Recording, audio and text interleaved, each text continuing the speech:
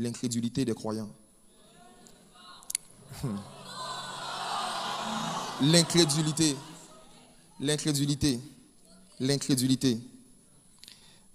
Alors, j'aimerais sans plus tarder vous inviter à prendre avec moi le livre de Jude, chapitre 1, le verset 5.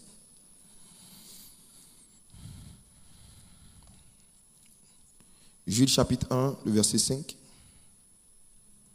Jude, chapitre 1, au verset 5, il est écrit « Je veux vous rappeler, à vous qui avez fort bien toutes ces choses, que le Seigneur, après avoir sauvé le peuple et l'avoir tiré du pays d'Égypte, fit ensuite périr les incrédules. » Jude nous dit ici quelque chose qui m'a intrigué et qui m'a poussé à méditer vraiment sur le sujet de l'incrédulité. Et j'ai été conforté dans ce que j'avais découvert dans les Écritures lorsque j'ai écouté le message de Papa sur les ennemis de la foi. Et il dit ici que Dieu, après avoir sauvé le peuple, a fait périr les incrédules.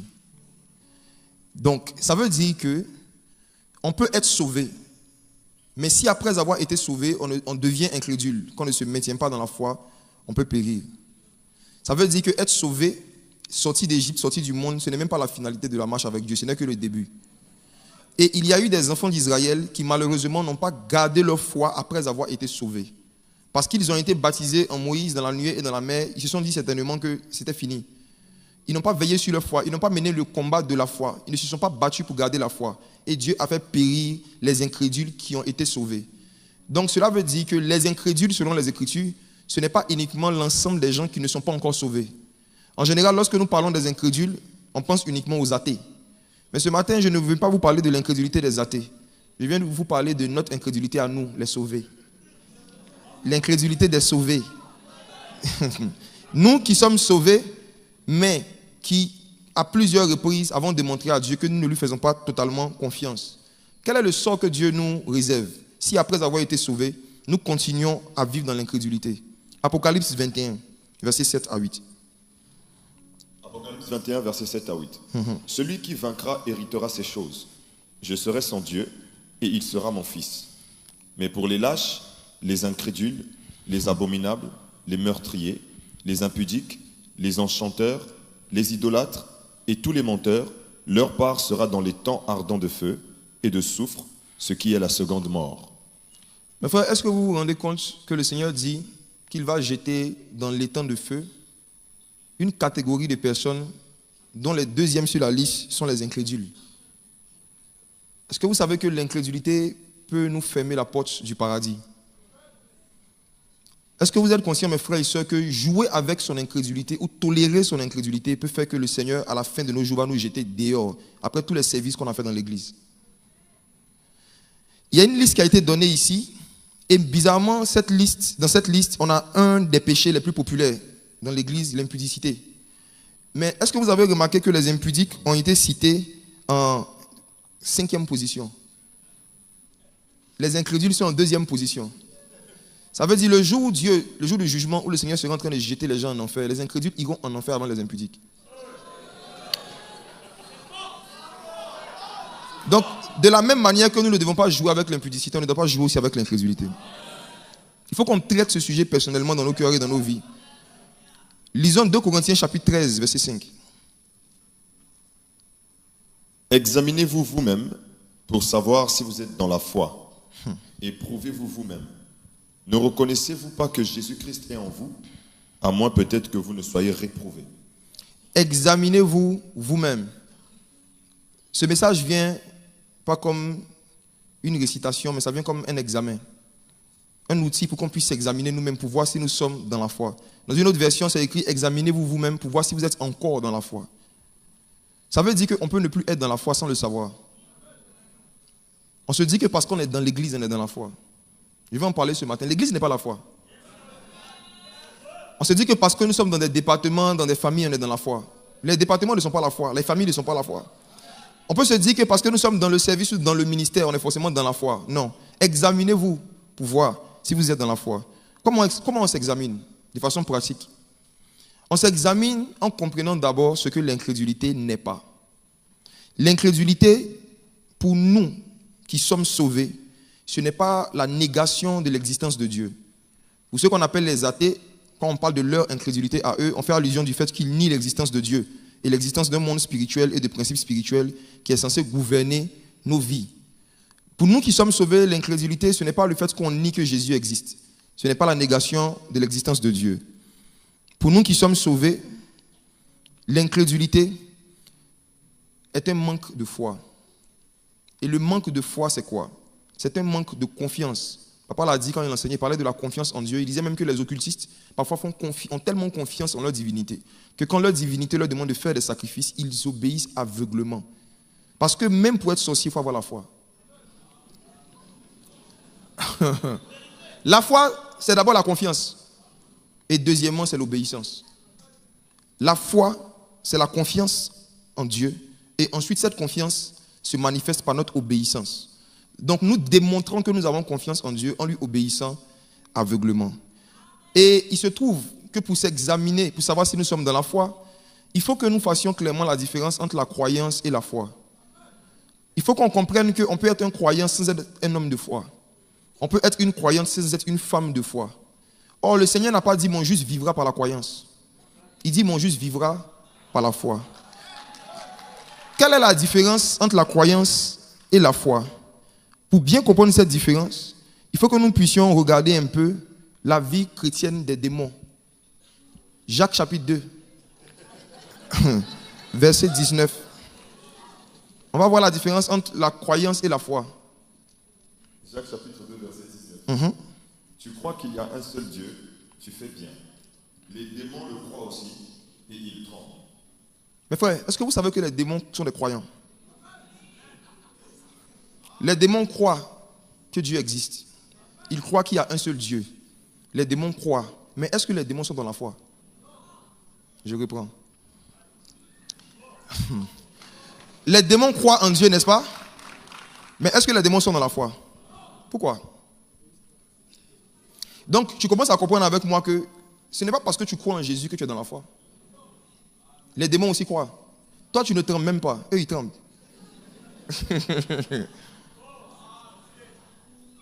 Les démons sont dans la croyance, mais ils ne sont pas dans la foi. Et c'est malheureusement le cas de beaucoup de membres de beaucoup de nos églises. Beaucoup de nos membres croient en Dieu et ils tremblent même souvent. Ils tremblent quand il y a l'onction. Ils tremblent. Ils tremblent pendant l'adoration, mais ils ne sont pas dans la foi. Examinons la vie chrétienne des démons. Étudions cela. Et on va voir la différence entre croire comme un démon et avoir la foi comme un disciple de Jésus.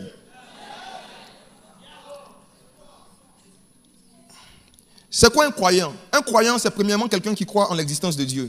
Deuxièmement, c'est quelqu'un qui est régulier dans les activités de l'Église. Les démons ne manquent jamais le culte. Ils sont à toutes les veillées. Ils étaient là vendredi soir. Le croyant est celui qui est régulier dans le temple. Il croit que Dieu existe et il est régulier dans le temple. Les démons croient que Dieu existe et les démons sont présents à chaque culte. Ils sont présents à chaque veillée. Ils remplissent le premier critère. Deuxième critère d'un croyant. Un croyant est celui qui prie Jésus. Lisons. Lisons ensemble le livre de Luc, chapitre 8, versets 30 à 31. Tout ça, ce n'est pas la foi. Ce n'est pas encore la foi. Luc 8, verset 30 à 31. Jésus lui demanda, quel est ton nom? Légion, répondit-il, car plusieurs démons étaient entrés en lui. Et il priait instamment Jésus de ne pas leur ordonner d'aller dans l'abîme. Qui priait instamment? Les démons. Qui priait avec instance? Les démons.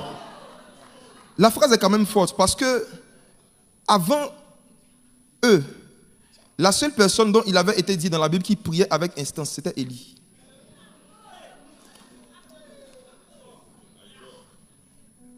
Jésus parle avec un fou qui est possédé de démons. Et au début, Jésus parle comme si c'était un seul démon. Et il demande quel est ton nom. Et le porte-parole du collectif des démons répond, nous sommes plusieurs. Donc je ne peux pas te donner un seul nom. Jésus commence maintenant à leur demander de partir. Et les démons commençaient à prier instamment Jésus. Prier, ils priaient Jésus. C'est pourquoi quand un démon voit un chrétien qui ne prie pas, il est étonné. Parce que C'est étonnant pour les démons de voir des chrétiens qui ne prient pas Jésus. C'est étonnant. Parce qu'eux-mêmes, de temps en temps, quand ils sont bloqués sur des sujets, ils prient Jésus. Ils priaient. À toi qui n'as pas de vie de prière et qui est ici ce matin, les démons sont étonnés quand ils te voient. Parce qu'eux-mêmes, ils priaient instamment Jésus. Et Jésus les a exaucés. Ils ont demandé qu'on les envoie dans des pourceaux. Jésus leur permit.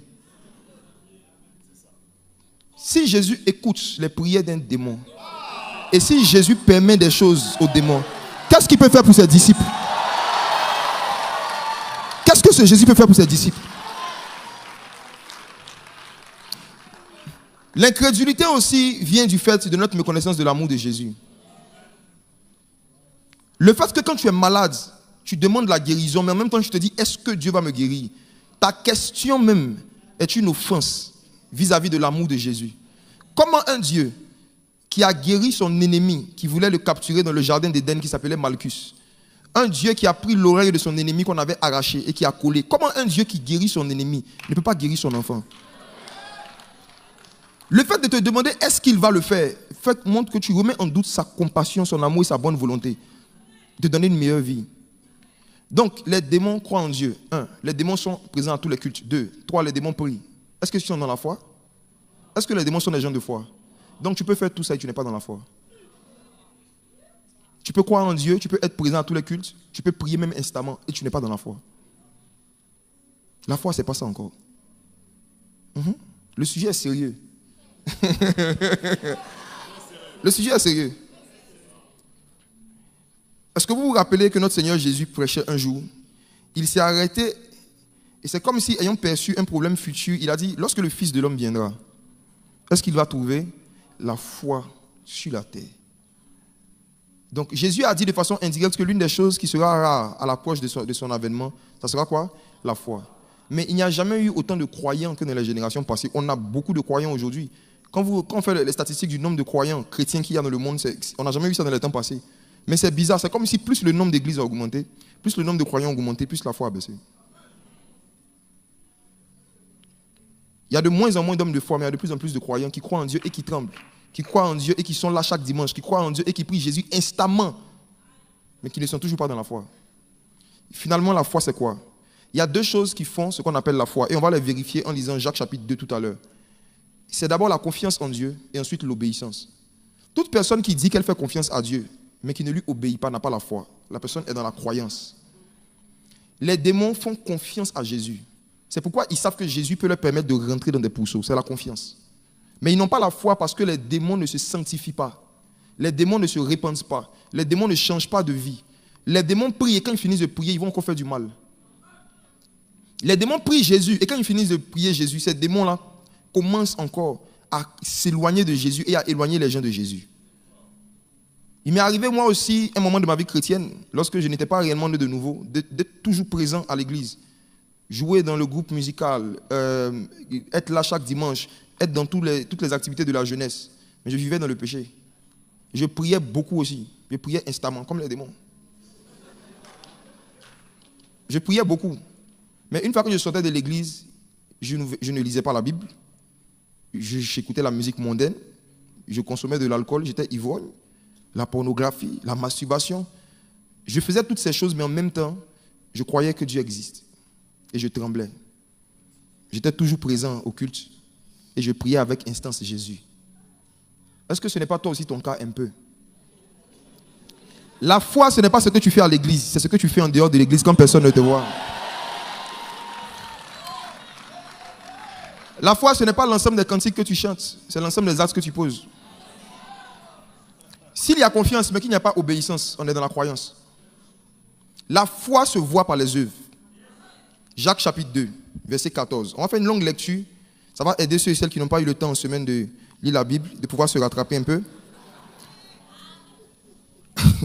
Tu as dit au Seigneur que cette semaine était chargée, tu n'as vraiment pas eu le temps de lire beaucoup. Il t'a exaucé. Il t'a exaucé. Maintenant, tu vas lire Jacques chapitre 2, du verset 14 jusqu'à la fin. Allons-y. Jacques chapitre 2, verset 14. Oui. Mes frères, Que sert-il à quelqu'un de dire qu'il a la foi s'il n'a pas les œuvres? La foi peut-elle le sauver? La foi peut-elle le sauver? Si un frère ou une sœur s'ennuie et manque de la nourriture chaque jour, et que l'un d'entre vous leur dise « Allez en paix, chauffez-vous et rassasiez-vous », Dieu pourvoira. et que vous ne leur donniez pas ce qui est nécessaire au corps, à quoi cela sert-il? Il en est Excusez-moi, ce verset-là parle de façon indirecte de la responsabilité sociale de l'Église vis-à-vis des démunis et des pauvres.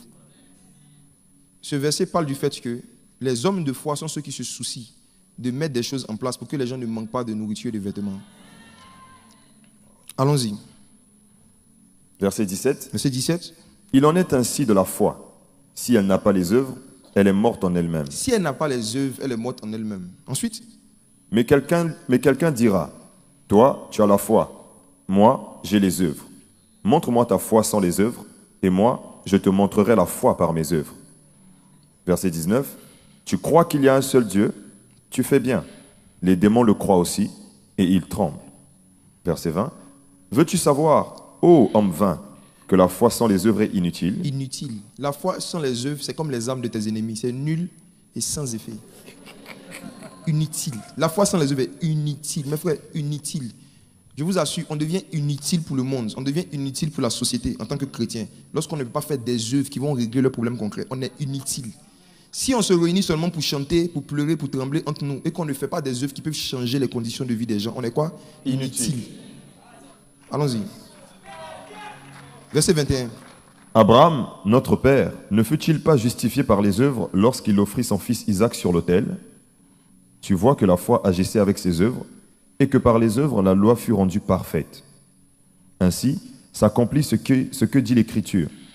Abraham crut à Dieu, et cela lui fut imputé à justice, et il fut appelé ami de Dieu. Il fut appelé ami de Dieu à cause de son obéissance, pas à cause de ses déclarations qu'il faisait à l'église.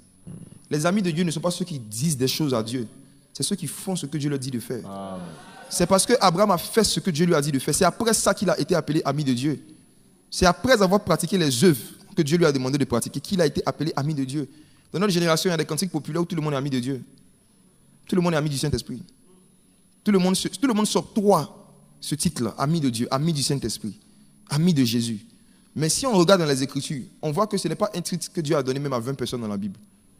C'était Abraham seul qui était appelé ami de Dieu. Sarah n'était pas appelée ami de Dieu.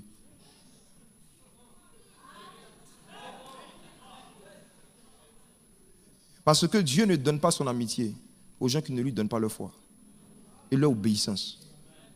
Dieu ne voit pas la foi tant qu'il ne voit pas l'obéissance. Et c'est ce que Jacques essaie d'expliquer. Il dit la foi sans les œuvres n'existe pas en fait. C'est une illusion, c'est la croyance. Allons-y encore. Verset 24. Vous voyez que l'homme est justifié par les œuvres et non par la foi seulement. Si nous étions au temps des apôtres, je parle maintenant à ceux qui sont un peu plus matures dans les Écritures, on aurait fait des extraits de cette prédication-là, de Jacques, qui est en train de prêcher à l'église, et disant à l'église que l'homme est justifié par les œuvres. On aurait coupé cet extrait de cette phrase de Jacques, et on aurait mis ça en contradiction avec l'extrait de la prédication de Paul à l'église de Rome, quand il leur disait qu'on n'est pas justifié par les œuvres. Il y a des apparentes contradictions dans la Bible. Il y en a aussi dans les vidéos des prédications sur Internet, faites attention. Parfois, des gens peuvent vous envoyer des extraits, vous avez l'impression que quelqu'un est en train de dire le contraire de ce qu'on vous a enseigné. Or, parfois, il n'y a aucune contradiction. Chaque fois que vous lisez les Écritures, que vous voyez Paul dire on n'est pas sauvé par les œuvres, mais par la foi, mais que vous voyez Jacques dire qu'on est justifié par les œuvres et non par la foi seulement, il n'y a pas de contradiction. Ce sont des révélations. Il n'y a pas de contradiction. Si vous prenez le temps d'examiner les deux, vous allez comprendre que le même Paul qui a dit qu'on n'est pas sauvé par les œuvres, dans le contexte, il parlait des œuvres de la loi de Moïse. C'est de ça qu'il parlait. Romain était un contraste entre les œuvres de la loi et les œuvres de la grâce. On n'est pas sauvé par les œuvres de la loi, mais frère, on est justifié par les œuvres de la grâce. Oui, la grâce, ce n'est pas la capacité que Dieu nous donne de pouvoir supprimer les œuvres. La grâce, ce n'est pas l'absence des œuvres. Au contraire, la grâce, c'est la force que Dieu nous donne de faire les bonnes œuvres qu'il a préparées d'avance afin que nous les pratiquions. Donc, le principe des œuvres n'a pas disparu avec la venue de la grâce. Au contraire, moi, je pense qu'il s'est amplifié. Parce que sous la loi, tant que tu n'as pas couché physiquement avec une femme, tu n'as pas commis l'adultère. Mais Jésus dit, vous avez appris qu'il a été dit, tu ne commettras pas d'adultère. Et commettre l'adultère sous la loi, c'était forcément aller physiquement avec une femme. Mais sous la grâce, moi je vous dis, si quelqu'un regarde. Si tu regardes seulement pour convoiter dans ton cœur, c'est fini, tu es mort. Même si tu n'as pas demandé son numéro de téléphone, tu ne l'as pas dragué, tu es mort. Donc comprenez que la grâce n'est pas venue supprimer les œuvres que nous devons faire pour plaire à Dieu. La grâce est venue augmenter notre capacité de faire même des œuvres que Dieu veut qu'on fasse. Donc il dit, vous voyez que l'homme n'est pas justifié par la foi seulement, même par les œuvres. Verset 25. Rahab la prostituée ne fut-elle pas également justifiée par les œuvres lorsqu'elle reçut les messagers et qu'elle les fit partir par un autre chemin? Verset 26 pour terminer.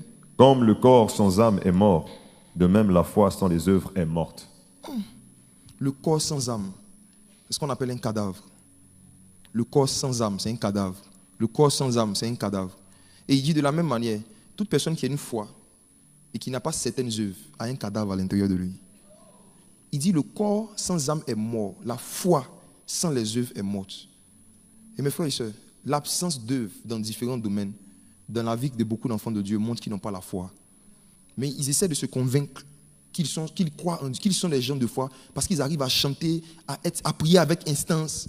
Mes frères et sœurs, ne regardez pas vos nombres d'heures de prière vous séduire. Ce n'est pas parce que tu arrives à prier 5 heures, 6 heures, que c'est une preuve que tu es dans la foi.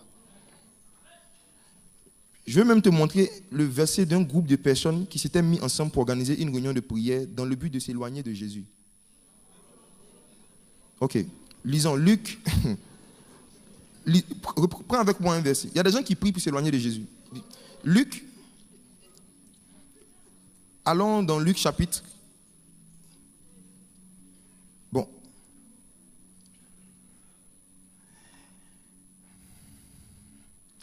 Matthieu chapitre 19.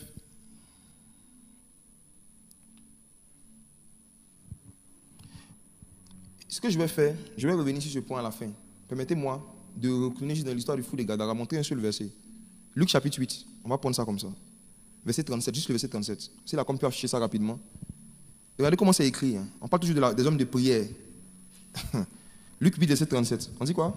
Tous les habitants du pays des Géraséniens prièrent Jésus de s'éloigner d'eux, car ils étaient saisis d'une grande crainte. Jésus monta dans la barque et s'en retourna. Il priait Jésus de s'éloigner d'eux. Il priait Jésus. Mais dans quel but? Pour qu'il s'éloigne. Mes frères et sœurs, il y a des prières qui poussent Jésus à s'éloigner de nous. Hein. C'est quel genre de prière? Dans Proverbe, la Bible dit que celui qui détourne son oreille pour ne pas écouter les commandements de Dieu, sa prière est une abomination. Donc il y a des gens, plus ils prient, plus Jésus s'éloigne d'eux. Et il y a des gens qui prient même dans l'intention que Jésus s'éloigne d'eux. Comme ces gens. Dans quel sens? Par exemple, tu es ici en Christ, tu es célibataire. Un homme marié, de surcroît musulman, te demande, il te dit qu'il veut t'épouser. Et qu'il serait prêt, même si tu veux, à laisser son épouse pour se mettre avec toi. Et toi, tu dis que tu vas aller prier pour demander la volonté de Dieu. Et tu vas vers Jésus pour prier, pour dire, Père, quelle est ta volonté? Tu es en train de prier Jésus de s'éloigner de toi.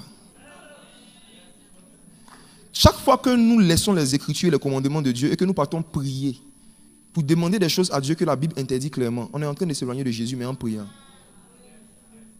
Il y a beaucoup de gens comme Balaam qui connaissent la volonté de Dieu, mais qui décident d'aller prier. Des gens viennent demander à Balaam de maudire le peuple de Dieu et Balaam dit qu'il va aller prier. Il sait très bien que Dieu ne veut pas qu'on maudisse son peuple, mais à cause de l'argent. Vous n'allez jamais voir une sœur en Christ tomber amoureuse d'un musulman pauvre.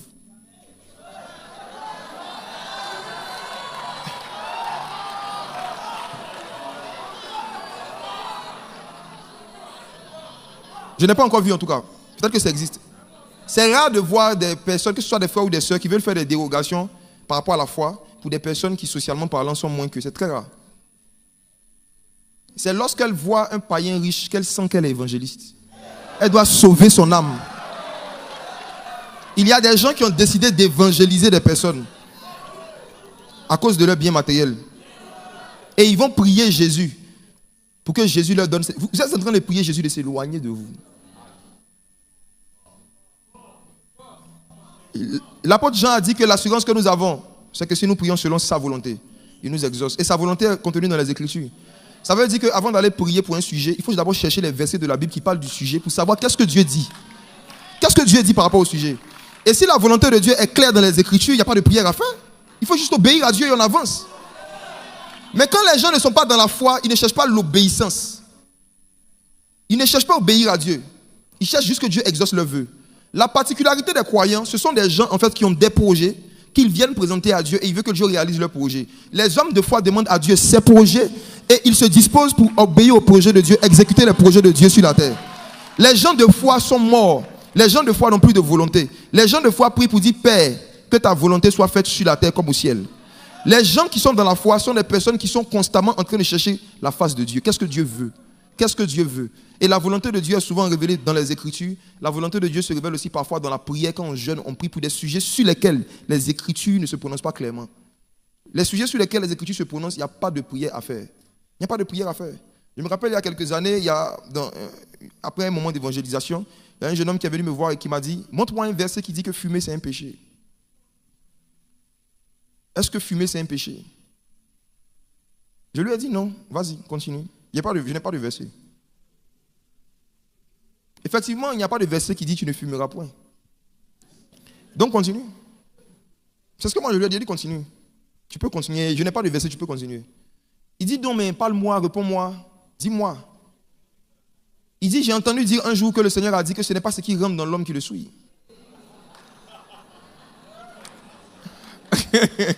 Ce n'est pas ce qui rentre dans l'homme qui le suit. Et quand il a dit cette phrase, je lui ai dit, tu sais, le verset que tu viens de citer, pour essayer de justifier ton péché, c'est le même verset qui sera l'objet de ta condamnation la prochaine fois que tu vas fumer. Parce qu'effectivement, ce n'est pas ce qui rentre dans l'homme qui le suit, c'est ce qui sort. J'espère que quand tu vas fumer, ça ne va pas sortir. Le jour où ça va sortir, la même parole que tu as dit va se retourner contre toi. Mes frères et sœurs, ceux qui sont dans la foi comprennent que ce n'est pas parce que la Bible ne parle pas clairement d'un péché, ce n'est pas parce que la Bible ne parle pas d'un péché qu'un péché n'est pas un péché. En fait, la Bible n'est pas un catalogue de péchés.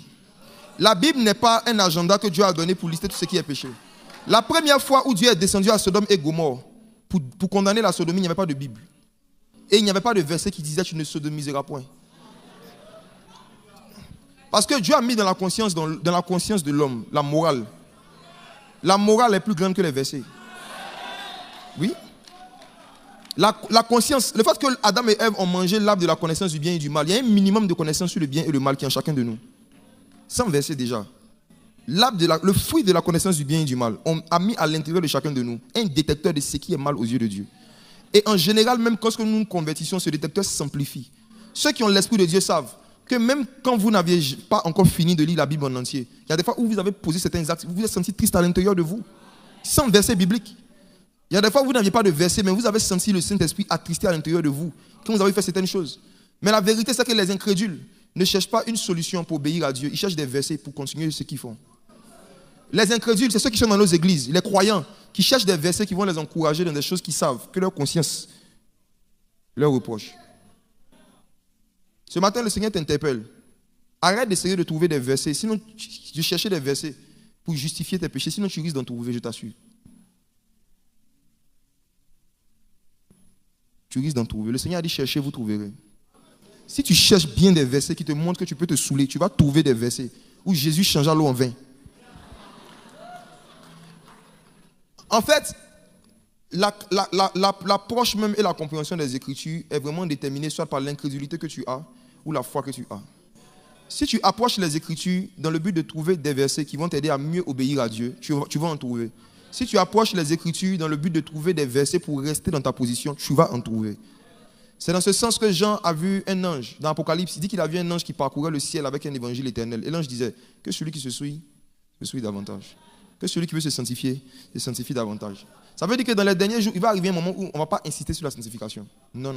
On va laisser chacun avec le Saint-Esprit et avec sa Bible faire ce qu'il veut faire. Et ceux qui sont vraiment de Dieu, qui sont dans la foi, vont obéir à Dieu. Alléluia. Amen.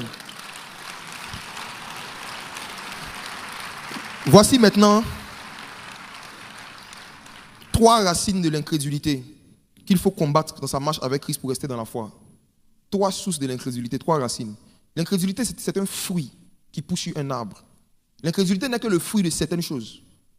Et il faut vraiment veiller à ce que cet arbre qui porte le fruit de l'incrédulité ne puisse pas grandir dans nos cœurs. Voici 3 racines de l'incrédulité qu'il faut combattre dans sa marche avec Christ pour rester dans la foi. 3 racines. Racine numéro 1, le fait de laisser son cœur devenir mauvais. Hébreux 3, verset 12. Frère, que quelqu'un de vous n'ait un cœur mauvais et incrédule, au point de se détourner du Dieu vivant. Prenez garde. Qui? Frère. Il ne parle pas aux païens, il parle à qui? Aux frères. Il parle à qui? Aux frères. Il dit aux frères qui a possibilité qu'un frère qui était bien commence à avoir un cœur mauvais. Et quand ton cœur devient mauvais, tu deviens incrédule. Et quand tu deviens incrédule, tu te détournes de Dieu. Ça veut dire que quand vous voyez quelqu'un qui était un frère et qui aujourd'hui vit comme un païen, c'est qu'arrivé un moment, son cœur est devenu mauvais. Donc l'une des choses qui engendre l'incrédulité, c'est un cœur mauvais. Un cœur mauvais. Un cœur mauvais. C'est quoi un cœur mauvais? Frères, suivons bien ceci. La majorité des hommes, surtout ceux qui aiment faire les dons aux orphelins, pensent qu'ils ont un bon cœur. En fait, on est dans une génération où la bonté de cœur se mesure au niveau des dons qu'on fait aux pauvres. Il y a des gens qui se disent que comme ils aident beaucoup de personnes en détresse, ils ont un bon cœur. Frère, je ne pense pas qu'il y a quelqu'un parmi nous ici qui aide les pauvres plus que Satan. Je reprends ma phrase. Je ne pense pas qu'il y a quelqu'un parmi nous ici qui aide les pauvres plus que Satan et ses enfants. Les satanistes, les francs-maçons et beaucoup d'autres sectes ont beaucoup de fondations qui font du bien à beaucoup de pauvres. Ils ont beaucoup d'actions caritatives qu'ils font. Ils ont beaucoup d'ONG qui font beaucoup de dons. Ils ont un bon cœur?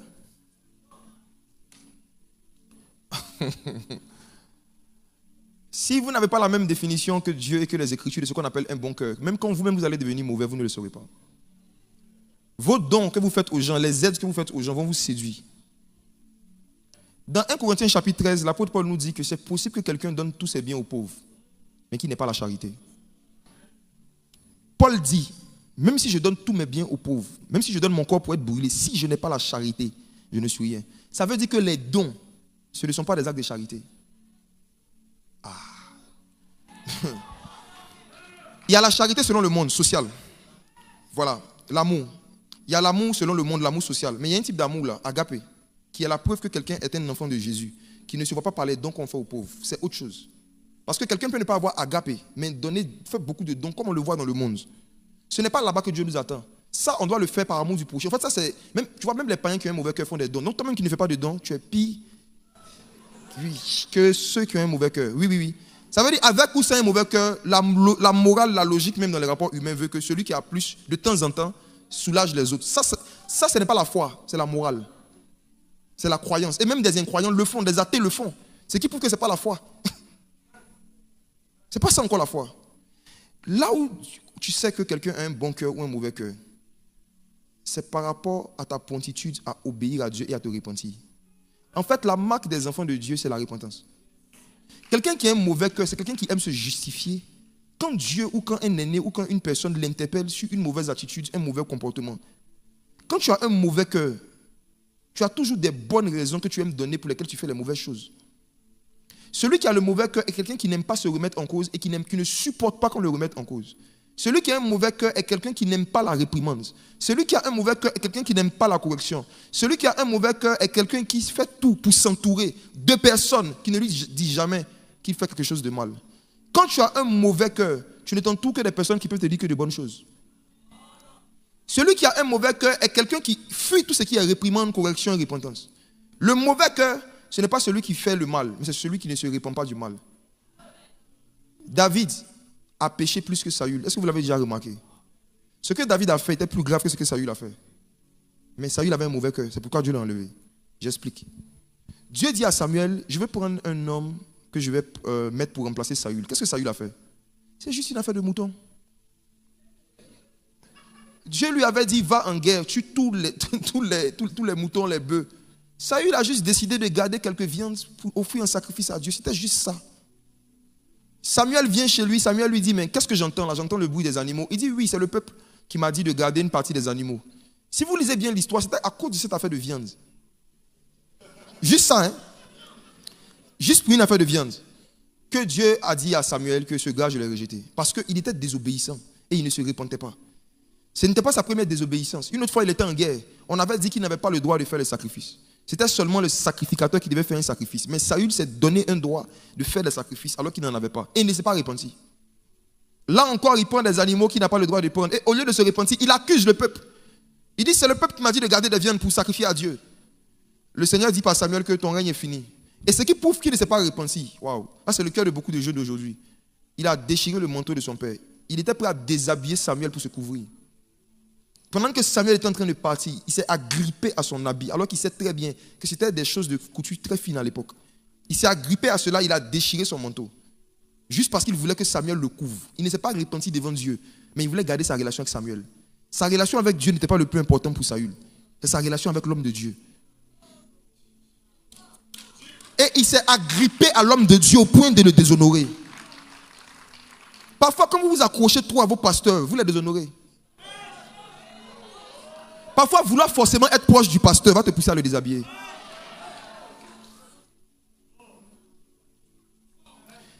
Il a cherché une proximité exagérée avec Samuel, même encore dans sa désobéissance. Il avait un mauvais cœur. Et lorsqu'il a déchiré le manteau de Samuel, Samuel s'est retourné et lui a dit, petit, tu penses que c'est un habit que tu viens de déchirer, mais c'est ton règne. Il dit, c'est ton règne que tu viens de déchirer. Ça veut dire quoi? On peut voir un fils en train de diriger, mais la puissance qu'il utilise de diriger est sur son père. Saül est sur le trône, mais la puissance qu'il utilise pour diriger était sur Samuel. Et en déchirant le manteau de Samuel, il déchire son propre règne. Dieu peut te donner le trône sans te donner le manteau. Saül avait le trône, mais Samuel avait le manteau.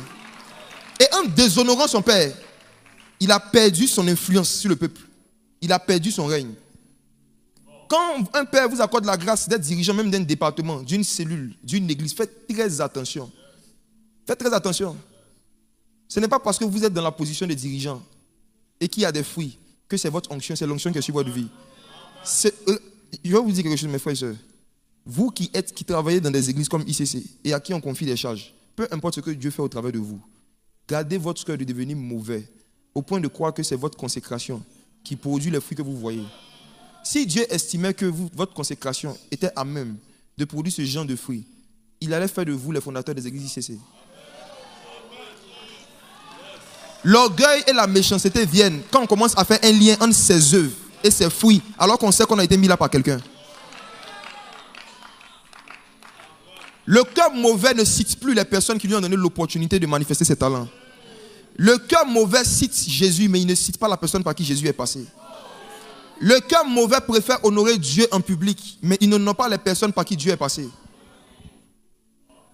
Avez-vous remarqué que les 4 évangiles ont été écrits pour parler de Jésus, mais il n'y a aucun évangile qui s'appelle Jésus? Les 4 évangiles portent le nom des hommes. Matthieu, Marc, Luc et Jean. C'est le Saint-Esprit qui a fait écrire les évangiles. Mais le Saint-Esprit même cite les noms des hommes par qui Dieu est passé pour faire son œuvre. Le Saint-Esprit cite les hommes. Mais si le Saint-Esprit avait un cœur mauvais, il allait dire il faut rendre toute la gloire à Jésus. Donc ça signifie qu'il ne faut pas honorer des hommes. Donc on va appeler le premier évangile Jésus 1, Jésus 2, Jésus 3, Jésus 4. Derrière la mentalité souvent de dire il faut honorer Jésus seul, il y a un cœur mauvais. Souvent l'ingratitude ressemble au désir de glorifier Dieu.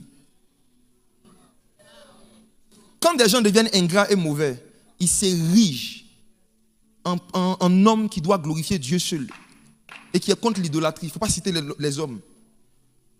Les 66 livres de la Bible, il y a quel livre de la Bible qui s'appelle Dieu?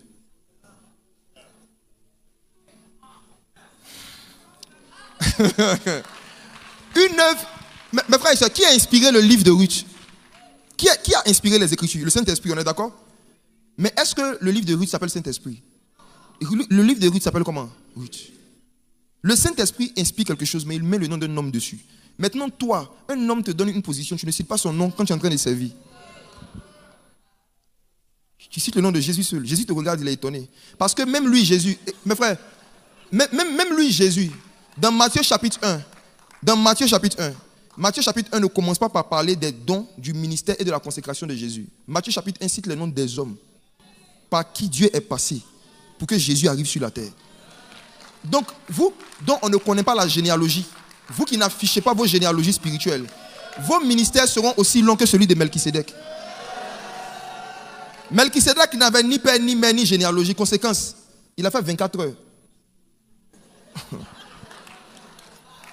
Beaucoup de jeunes n'ont pas la longévité dans le ministère. Beaucoup de gens ne durent pas dans l'onction. Ils ne durent pas dans l'onction parce qu'ils sont ingrats envers les hommes.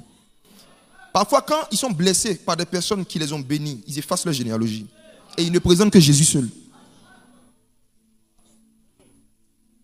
Et tout ça crée l'incrédulité. Un cœur mauvais et incrédule.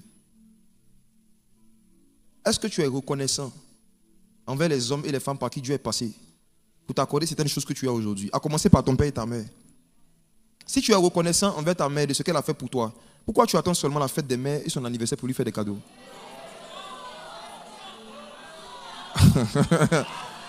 Si tu es reconnaissant envers tes parents pour le rôle qu'ils ont joué dans ta vie, pourquoi tu attends seulement la fête des pères, la Noël? Pourquoi vous attendez des fêtes que le monde a fixées pour exprimer votre gratitude envers les gens? C'est un cœur mauvais.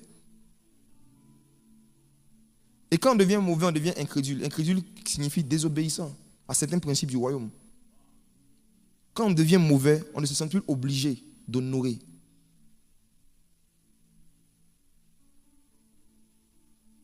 Saül, quand tu regardes ce qu'il a fait, ça ressemblait juste à une petite faute. Mais ce n'est pas à cause de sa faute que Dieu l'a enlevé, c'est à cause de son cœur. Dieu cherchait un homme selon son cœur. Il n'y avait pas de repentance. Ce qui prouve qu'il ne s'est pas repenti, c'est qu'après encore, il est parti voir une féticheuse. Il ne cherchait pas de relation avec Dieu. Il voulait tellement avoir une relation avec l'homme de Dieu qu'il allait même invoquer son révénant. C'est-à-dire, il était obsédé par « je dois être proche du prophète. Je dois garder ma relation avec le prophète. » Au point où le prophète Samuel meurt, Saül va invoquer son âme encore, que le prophète vienne lui parler de la part de Dieu. Il y a des gens comme ça, ils ne cherchent pas Dieu, ils ne cherchent pas la face de Dieu, ils veulent forcément le numéro de l'homme de Dieu. Ils veulent forcément... Tous ceux et celles qui cherchent désespérément à avoir forcément une proximité ou une intimité avec les hommes de Dieu deviennent des magiciens comme Saül. Tu finis dans la magie. Tu vas devoir faire des tours de magie pour être en contact avec lui. Saül était obligé de faire des tours de magie pour contacter l'homme de Dieu. L'obsession vis-à-vis du canal. Il avait un cœur mauvais. Parfois, c'est parce que des gens ont des cœurs mauvais qui flattent beaucoup leur pasteur.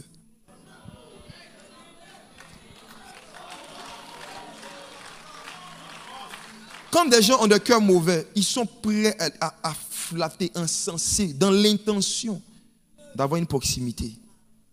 Ils ne cherchent pas la proximité avec le Saint-Esprit. Ils ne cherchent pas la face de Dieu, ils cherchent la face du pasteur. Un cœur mauvais. Et quand des croyants dans une église ont un cœur mauvais, ils surchargent le pasteur. Parce que des problèmes pour lesquels ils auraient pu aller chercher la face de Dieu, ils veulent forcément un rendez-vous. Nous devons prendre des rendez-vous avec notre pasteur pour les problèmes pour lesquels nous avons pris des rendez-vous avec Dieu. Et pendant le rendez-vous avec Dieu, Dieu nous a dit d'aller vers le pasteur. C'est-à-dire qu'il faut être sûr que toi-même tu as jeûné, tu as prié, tu as cherché Dieu. Dieu ne t'a pas répondu. Et c'est après ça maintenant tu vas contacter un homme de Dieu. Sinon après on les surcharge. On a un cœur mauvais parce qu'on ne se soucie pas eux aussi de leur repos, de leur bien-être. On a un cœur mauvais. On ne pense pas au fait qu'eux aussi sont des hommes. Ils ont une famille, ils ont des charges. Quand le cœur devient mauvais, on ne pense pas aux intérêts du berger. On se dit il est là pour nous servir. Oui. Quelqu'un m'a écrit ça une fois. Oui, il m'a dit qu'il voulait me voir. Quelqu'un que je ne connais même pas. Il m'a envoyé un mail. Et puis, il m'a dit dans son mail qu'il voulait me voir tel jour. Il me donne le jour, tout ça.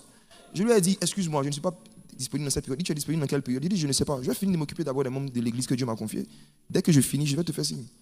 Il dit, mais vous les hommes de Dieu d'aujourd'hui, vous servez à quoi? Dieu t'a appelé, c'est pour nous servir. Il m'a écrit ça. Il m'a appelé pour vous servir.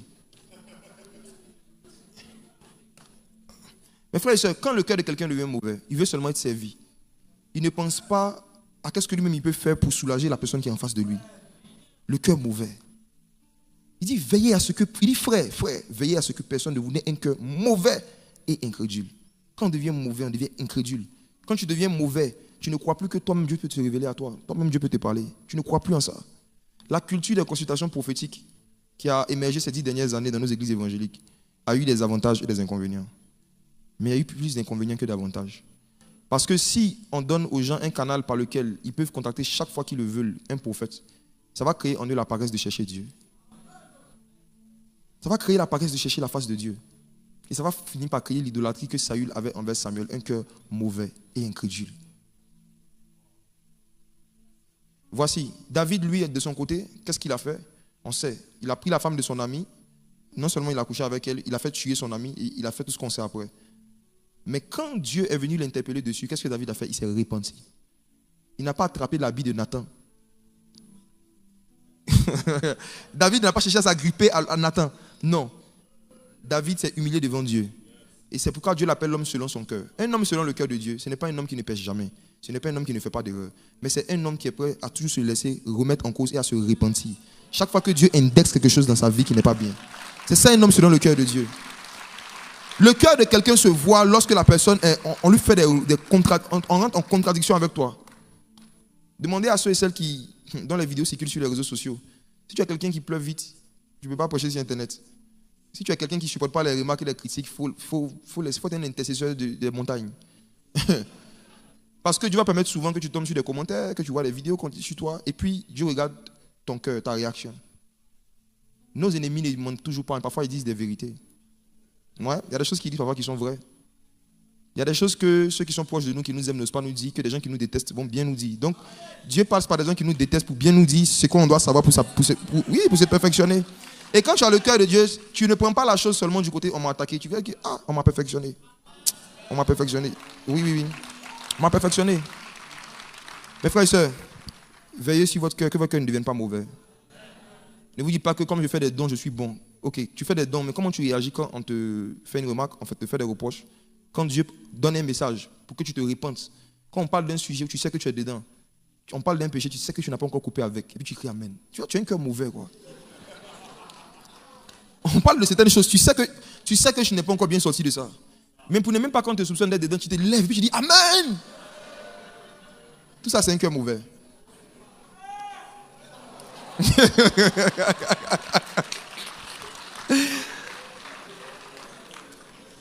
J'ai connu quelqu'un qui postait presque chaque jour, disons chaque jour, des photos de sa femme. Soit en statut, soit sur ses pages, chaque jour avec des longs poèmes, chaque jour. J'ai senti qu'il avait un cœur mauvais. Non, j'ai senti. J'ai fait mes recherches dans l'esprit, d'abord dans la prière, et puis après par autre chose. Et j'ai découvert qu'il avait beaucoup de maîtresses. C'est pourquoi il parlait toujours de sa femme chaque jour. Les gens qui ont le cœur mauvais aiment faire beaucoup de bonnes œuvres en public pour se couvrir.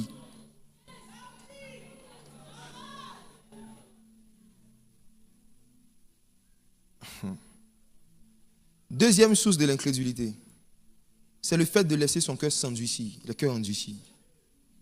L'endurcissement est différent du cœur mauvais. Actes chapitre 19, versets 8 à 9.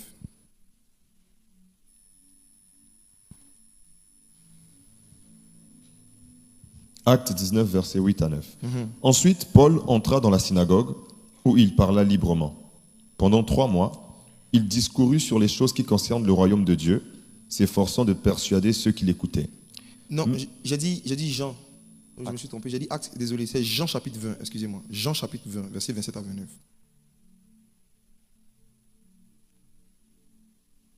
Jean chapitre 20, verset 27. Puis il dit à Thomas, avance ici ton doigt et regarde mes mains.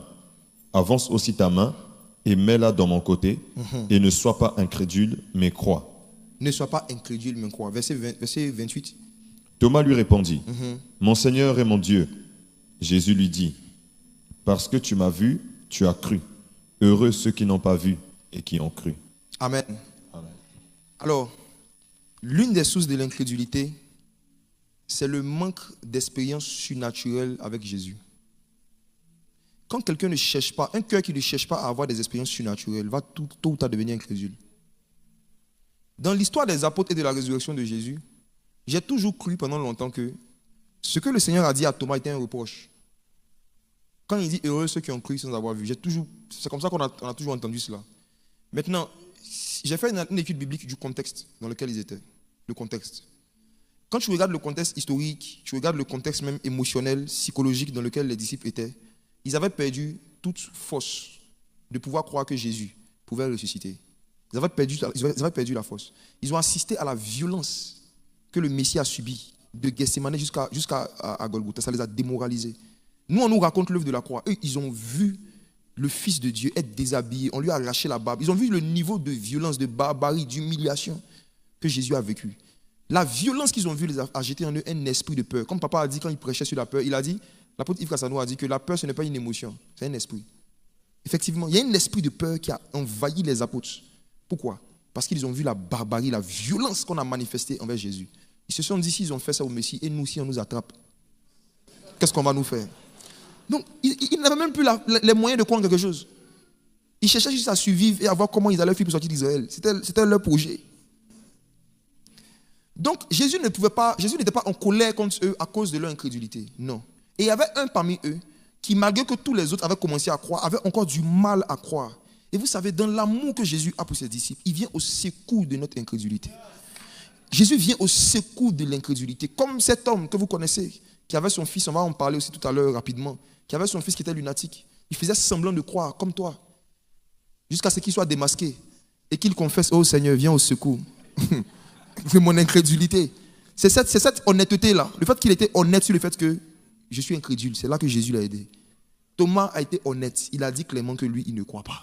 C'est son honnêteté qui a amené une manifestation surnaturelle de Jésus au milieu d'eux. C'est parce qu'il y a eu un incrédule qui a été vrai envers Dieu que Jésus est apparu. Donc l'expérience surnaturelle a été provoquée pas par la foi des disciples, mais par l'incrédulité de Thomas. Je reprends. Parmi les disciples, il n'y avait personne qui croyait en rien. Mais il y avait seulement un seul qui a reconnu son incrédulité. Les autres faisaient semblant de croire. Le plus mauvais même parmi eux qui faisait semblant, c'était Jean. Quand les femmes sont venues leur dire que Jésus est ressuscité, il a fait semblant de croire en courant vite. La Bible dit qu'il a couru vite, il est parti au tombeau. Maintenant, quand il arrive devant le tombeau, qu'est-ce que Jean fait? Il s'arrête. Il voulait impressionner les autres apôtres pour leur montrer que lui, il croit vite, il court vite. Mais il a couru, maintenant, il arrive devant la mort. Il s'arrête, il commence à rentrer en prière.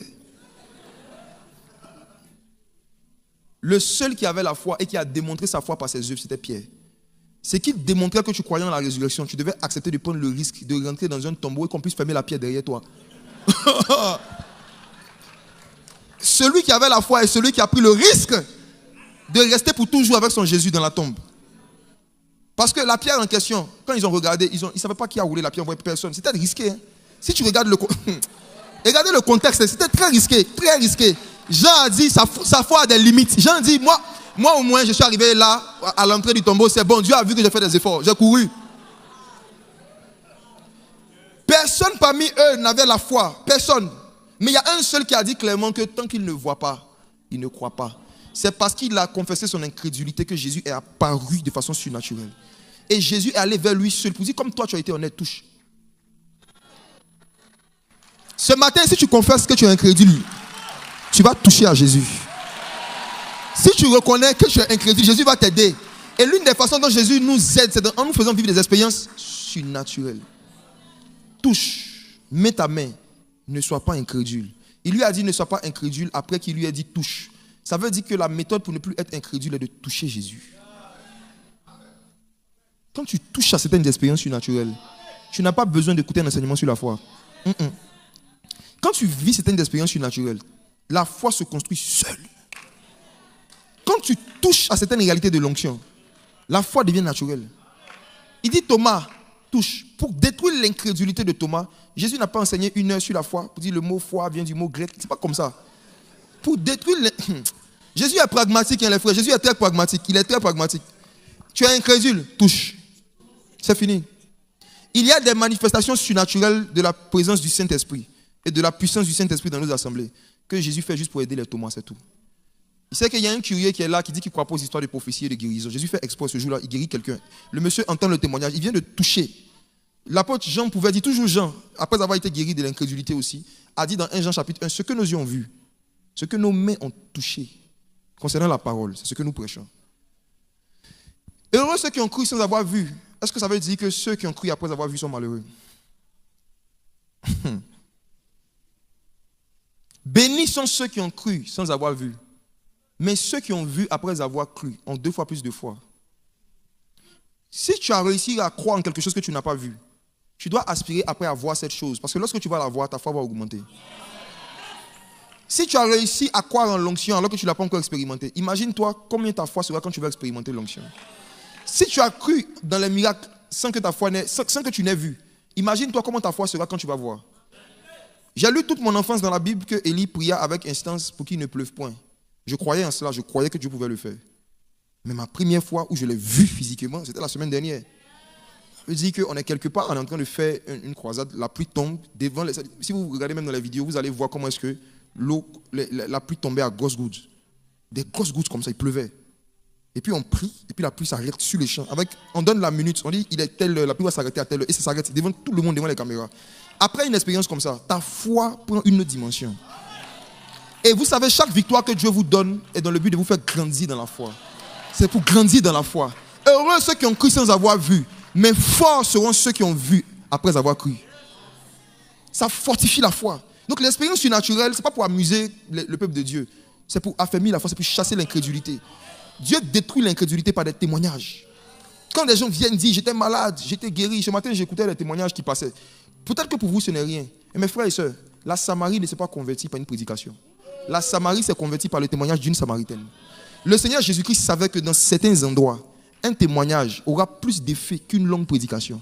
Voici pourquoi, pour évangéliser la Samarie, Jésus n'est pas allé se promener de lieu en Samarie. Jésus s'est assis, il s'est concentré sur l'évangélisation d'une seule femme.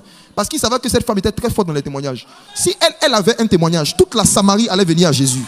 Jésus se concentre sur toi parce qu'il sait que toi, s'il te donne des témoignages, s'il te donne des expériences surnaturelles, s'il te donne des choses, tu vas emmener toute ta famille à Christ. Tu vas emmener toute ton école à Christ. Tu vas emmener toute ton université à Christ. Si vous êtes nombreux dans la famille et que tu es la seule qui a eu la grâce de naître de nouveau depuis des années, c'est parce que Jésus est assis au puits avec toi. Il compte sur toi pour lui emmener la Samarie. Si Jésus ne va pas vers tes frères et sœurs, c'est parce qu'il sait que toi, il peut t'envoyer vers eux. Est-ce que vous avez remarqué qu'avant d'aller vers le fou de Gadara, Jésus était avec une foule?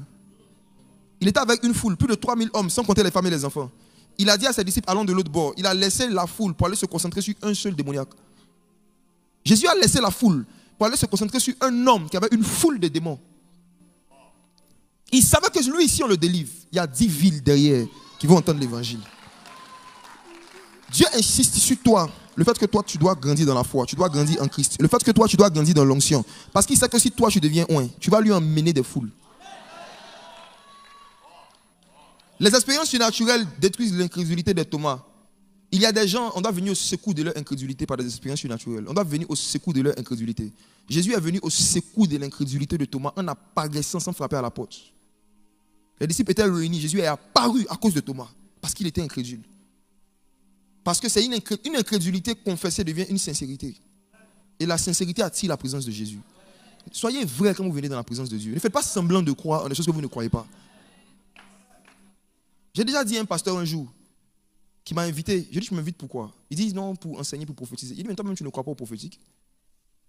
J'ai dit, toi-même, tu ne crois pas au prophétique. Pourquoi tu veux que je vienne faire ça chez toi? Il dit, qu'est-ce qui te fait dire que je ne crois pas? Il dit, mais tu ne prophétises jamais. La foi sans les œuvres est morte. Je sais que votre père, l'apôtre Yves Castanou, n'est pas incrédule par rapport au miracle. Parce qu'il fait rarement un mois sans prier pour les malades. C'est le prédicateur que je connais qui prie le plus régulièrement pour les malades. Ses œuvres montrent qu'il a la foi. Que Jésus guérit. Ses œuvres. Ses œuvres montrent que tu as la foi. Donc, on ne reconnaît pas ce en quoi un prédicateur croit en fonction de ce qu'il prêche. On reconnaît en fonction de ce qu'il fait. Parce que la foi, ce n'est pas la récitation des choses qu'on espère. C'est la démonstration des choses qu'on espère. La foi, c'est la démonstration. Ce n'est pas des récitations. Donc, je lui ai dit que même tu ne prophétises jamais. Tu vas me dire que toi, tu jeûnes, tu pries pour les membres de ton église et tout. Dieu t'a jamais même donné une parole de connaissance, un songe pour quelqu'un. Les gens souffrent comme ça. Toi, non. Quand Jésus a été crucifié, ses yeux n'ont pas été cloués. Oh. Dans les derniers jours, dit le Seigneur, je répandrai mon esprit sur toute chair. Les jeunes gens, les jeunes filles verront des visions. Même les vieillards auront au moins des songes. Même si tu es vieux, au moins un songe. Au moins un songe. Au moins un. J'ai dit, ça fait des années, tu ne reçois ni songe ni vision, ça ne t'inquiète pas. Et tu veux inviter d'autres pasteurs qui viennent amuser ton église. J'ai dit non. Je veux venir tout pour toi. Je veux passer du temps avec toi. Je veux venir te sauver de ton incrédulité.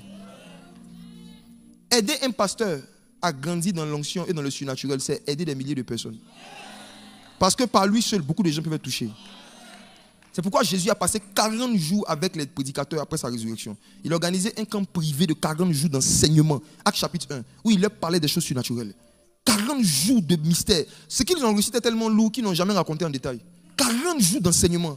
C'est après ça qu'il est monté au ciel. Il a passé du temps avec